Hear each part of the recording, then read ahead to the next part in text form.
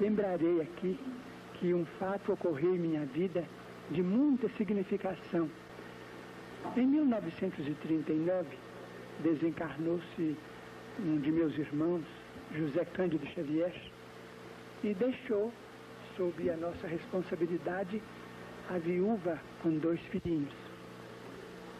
A viúva de meu irmão era uma moça extraordinariamente humilde, extraordinariamente bondosa, e em 1941 ela foi acometida de grave distúrbio mental. Depois de alguns meses em que a viúva de meu irmão, que sempre consideramos nossa irmã muito do coração, depois de alguns meses em que ela estava conosco, em casa doente, o caso agravou-se e foi preciso a internação numa casa de saúde mental. Acompanhei minha cunhada, a quem eu sempre dispensei muita consideração e muito carinho.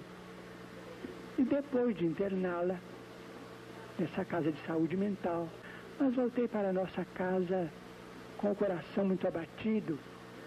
Então, era noite e o segundo filho de minha cunhada, com meu irmão, era uma criança paralítica. A criança chorava, então eu me enterneci muito ao ver que o pequenino estava sem a presença materna. Sentei-me, comecei a orar e as lágrimas me vieram aos olhos.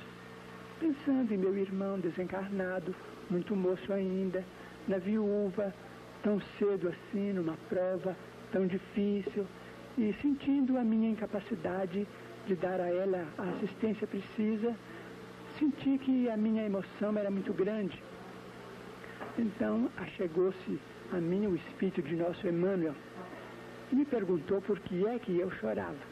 Então eu disse a ele que naquela hora eu me enternecia muito por ver minha cunhada viúva numa casa de saúde mental, em condições assim precárias. Então ele disse: não, você está chorando por seu orgulho ferido. Vocês aqui têm sido instrumentos para a cura de alguns casos de obsessão, para a melhora de muitos desequilibrados. E quando aprove ao Senhor que a aprovação viesse debaixo do teto de vocês, você está com o coração amargurado, ferido, porque foi obrigado a recorrer à assistência médica, o que é muito natural, e uma casa de saúde mental, um sanatório, um hospício, é uma casa de Deus. Você não deve ficar assim. Então eu disse a ele que concordava com ele, mas que eu pedia a ele, como espírito benfeitor, que trouxesse a minha cunhada de volta ao lar, porque a criança, o segundo filho dela, era paralítico, e aquele choro da criança atestava a falta que o pequenino estava sentindo dela. Então ele disse que ela voltaria, mas aquele ela voltaria que ele disse podia ser depois de muito tempo, o que de fato só aconteceu depois de 2 anos. Então eu disse a ele, se eu queria que ela voltasse depressa, ele então me disse: imaginemos a Terra como sendo o palácio da justiça, ela como sendo uma pessoa em cursa em dela, e você é serventuário no palácio da justiça. Nós estamos aqui para rasgar o processo ou é para cumprir o processo?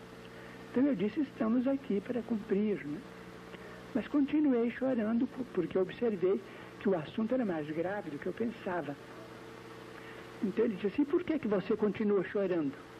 Eu então, querendo me agastar muito indevidamente, porque a minha atitude era desrespeitosa diante de um amigo espiritual tão grande e tão generoso, eu disse, eu estou chorando porque afinal de contas o senhor precisa saber que ela é minha irmã.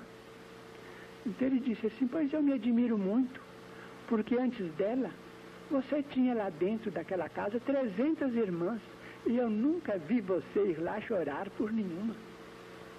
A dor Xavier não é maior do que a dor Almeida, do que a dor Pires, do que a dor Soares, a dor de toda a família que tem um doente.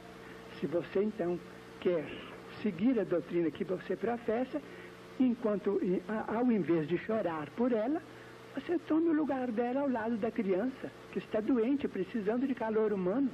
Substitua a nossa irmã, que assim você vai exercer a fraternidade.